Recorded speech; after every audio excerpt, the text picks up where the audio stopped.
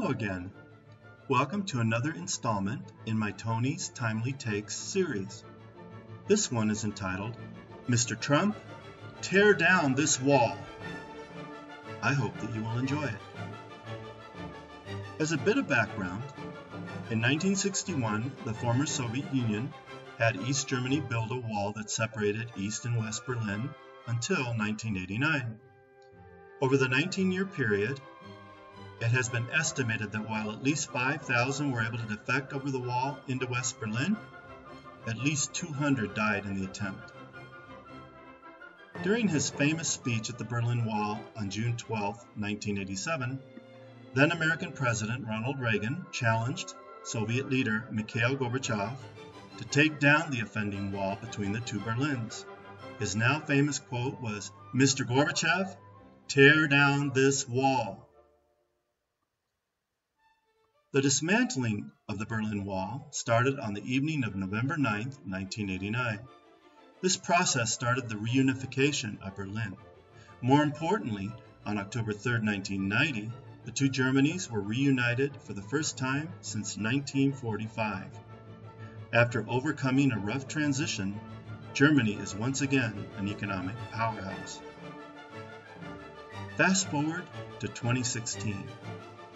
When one of Republican presidential candidate Donald Trump's campaign promises was that he would build a wall running across the entire southern border between the United States and Mexico.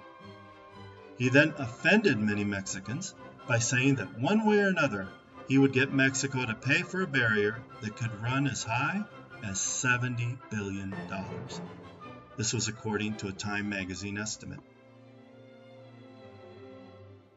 On March 30, 2017, Alabama Republican Mike Rogers introduced new legislation in the House called the Border Wall Funding Act of 2017. If passed, a 2% tax would be collected on all person-to-person wire transfers from the United States to Mexico and all of Latin America. I would point out that the U.S. government has already taxed most of these monies from Latinos working legally in the United States. This legislation has already angered many Hispanics, and as a Mexican American, gave me cause for concern. As a result, I decided that enough was enough, and I needed to address this entire issue head on. So in the spirit of Ronald Reagan, I challenge Mr. Trump to tear down this wall. Point 1. First of all, tear down the wall of corruption that continues to protect and zealously defend the problem of illegal aliens in the United States. Back around 10 years ago, I assisted a poor Mexican family so that they could have a shot at a new life. They were going to work in a relative's famous circus that traveled throughout North and South America. But at first, the family was going to need visas. In fact, one of the members of the family only had to renew her visa. Do you know what they were told by the American that decided their fate? Not this time. Maybe next time. For one thing, I was out almost $1,000. But the worst thing is that the visa approvals would have changed this family's life for the better economically. It broke my heart when I heard the news. But that's the problem. It is a huge moneymaker for corrupt officials, people that create false documents, coyotes that take illegals across the border, and until recently, the American companies that benefited from cheap labor that could be treated like slaves. Until the entire corruption machine goes away, the situation might improve, but never fully change. I only see two solutions to this problem, Mr. Trump. One is to, together with the President of Mexico and the Canadian Premier, offer a North American visa that can be purchased inexpensively by all people that can prove their citizenship in one of the North American countries. This will not only make most, if not all, of the corruption machine go away, but it will be a nice source of revenue as well. also set up an identical national sales tax within each of the North American countries. By doing this, each country derives the same economic benefit by allowing and even encouraging the citizens of North America to travel freely between the three countries. As they travel, they will spend money. They might even earn income in one country or another.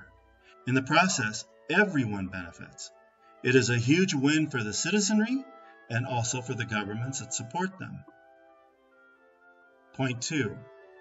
Secondly, tear down the wall of mistrust and misunderstanding that exists between the citizens of our North American countries. As a very proud Mexican American, I have seen or heard it all over the years. Once, I was sitting in a bar in Central Illinois listening to my American friends complaining about the Mexicans that were living and working in nearby Beardstown, Illinois.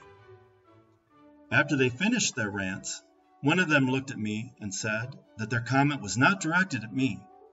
I was not considered one of those Mexicans. Well, several weeks later, I was in a cantina in Monterrey, Mexico. My Mexican friends were railing about the pinche gringos that were making life very difficult for them. After they finished, one of them looked at me and said, I was not one of those gringos. But here's the thing. Both sides of my family have deep and proud roots in their respective countries. My mother's American ancestors came to England's American colonies for the first time in 1640. Conversely, my father's Mexican ancestors came to Spain's Mexican colony in 1680. As I have studied the history of both sides of my family, I couldn't be any prouder of my heritage. But it is high time that some Americans stop characterizing Mexicans as a group of poor Indians that live on tamales, tequilas, use burros for transportation, and rarely bathe. It is also time for some Mexicans to stop characterizing Americans as a group of close-minded rednecks who always shoot from the hip and that are out to screw Mexicans at every single opportunity. As I have traveled widely in both countries over the years, these characterizations are not only far from the truth, but are destroying the opportunity for these two great neighbors to forge a wonderful and mutually beneficial relationship. The time to open our hearts and minds is now, before Mr. Trump goes through with the construction of his border wall.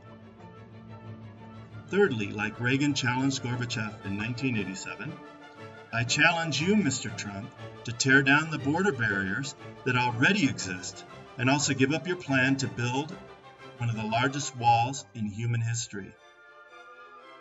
The main reason is that it is a tremendous waste of money that can be used in more positive ways to benefit the people of the United States of America.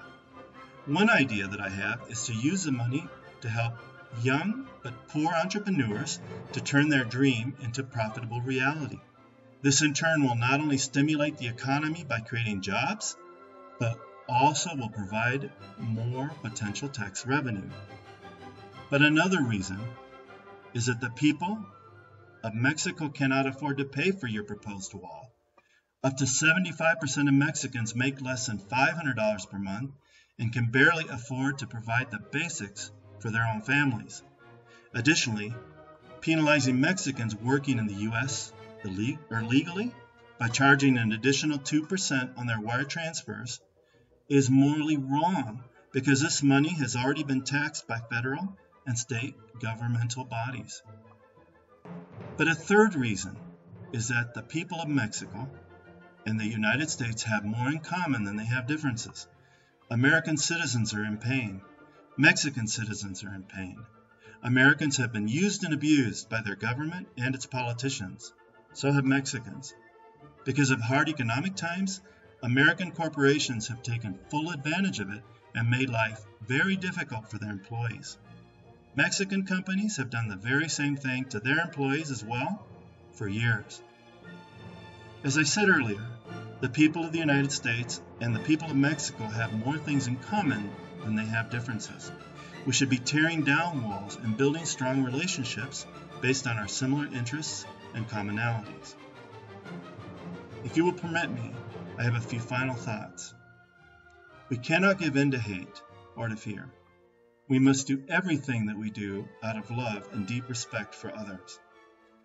As I touched on earlier, we must try and understand from our hearts and make it every effort to build bridges and strong relationships and avoid building walls, either literally or figuratively. The more I walk this earth, the more I realize that we are all in this struggle and journey we call life together.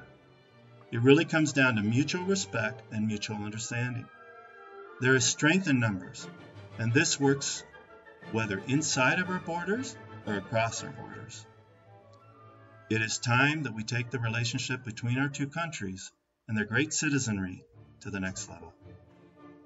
Thanks for listening.